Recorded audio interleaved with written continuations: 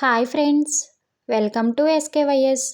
ఈరోజు చాలా రుచిగా ఉండే కొబ్బరి రొట్టె ఎలా చేయాలో చేసి చూపించబోతున్నాను.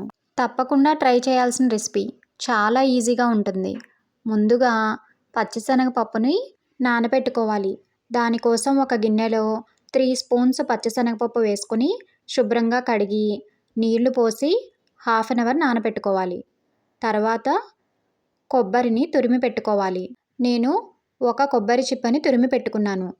తరువాత స్టవ్ మీద గిన్నె పెట్టుకుని దానిలో 2 గ్లాసుల వాటర్ వేసుకోవాలి. ఏ గ్లాస్తో అయితే వాటర్ వేసుకున్నామో దాంతోనే బెల్లం, బియ్యం రవ్వ తీసుకోవాలి. కాబట్టి ఒకటే గ్లాస్ని యూజ్ చేసుకోవాలి. ఆ నీళ్లు మరుగుతున్నప్పుడు దానిలో నానబెట్టుకున్న పచ్చిశనగపప్పును వేసుకొని 2-3 నిమిషాలు ఉడికించాలి. ఆల్రెడీ పచ్చిశనగపప్పు నానిపోయింది కాబట్టి త్వరగా ఉడికిపోతుంది. 2-3 నిమిషాలు ఉడికించుకున్న తర్వాత మనం ఏ గ్లాస్తో అయితే వాటర్ తీసుకున్నామో ఆ గ్లాస్తో 1 గ్లాసు బెల్లం తురుమును తీసుకున్నాను. ఆ బెల్లం తురుమును కూడా వాటర్లో వేసుకుని బెల్లం అంతా కరిగి 1 నిమిషం మరిగేంత వరకు ఉడికించుకోవాలి. అంతేకాని పాకం ఏమీ రానవసరం లేదు. బెల్లం అంతా కరిగి మరుగుతున్నప్పుడు ముందుగా తురిమి పెట్టుకున్న కొబ్బరి తురుమును దానిలో వేసుకోవాలి. కొబ్బరి తురుము కూడా వేసుకుని ఒక్కసారి బాగా కలిపి 2 నిమిషాలు ఉడికించాలి. 2 నిమిషాలు ఉడికిన తర్వాత దానిలో హాఫ్ టీ స్పూన్ యాలకుల పొడి వేసుకుని ఒక్కసారి బాగా కలిపి 1 నిమిషం ఉడికించాలి.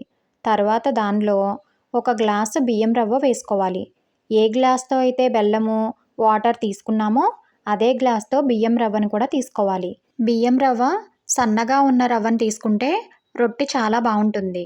ఆ బియ్యం రవ్వని ఆ మరుగుతున్న బెల్లం వాటర్లో వేసుకుని ఉడికించుకోవాలి.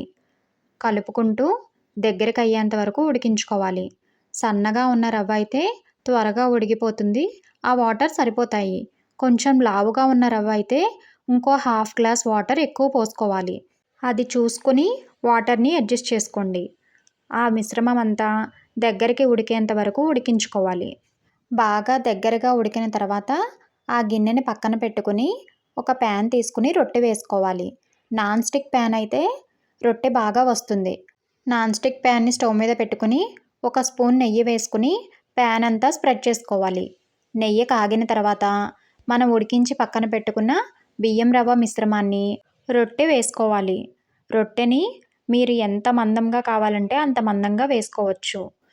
నేను ఉడికించుకున్న మిశ్రమాన్ని 2 రొట్టెలుగా వేసుకున్నాను. ఇక్కడ వీడియో క్లిప్లో చూపిస్తున్నట్లుగా బియ్యం రవ్వ మిశ్రమాన్ని రొట్టెగా వేసుకుని మూత పెట్టుకుని ఉడికించుకోవాలి. మధ్య మధ్యలో మూత తీసుకుని చూసుకోవాలి. మూత తీసుకుని చూసుకున్నప్పుడు అంచులెమ్మట ఎర్రగా కాలినట్లయితే రొట్టె కాలినట్లు. అలాంటప్పుడు రొట్టెని రెండో వైపుకు తిప్పుకోవాలి. రొట్టెని తిప్పేటప్పుడు ఇక్కడ వీడియో క్లిప్లో చూపిస్తున్నట్లుగా పైన ఒక మూతని పెట్టుకుని ప్యాన్ని తిప్పుకోవాలి. అంతేకాని మనం దెబ్బ రొట్టెని తిప్పినట్లు తిప్పితే విరిగిపోతుంది. కాబట్టి ఇలాగే తిప్పుకోవాలి.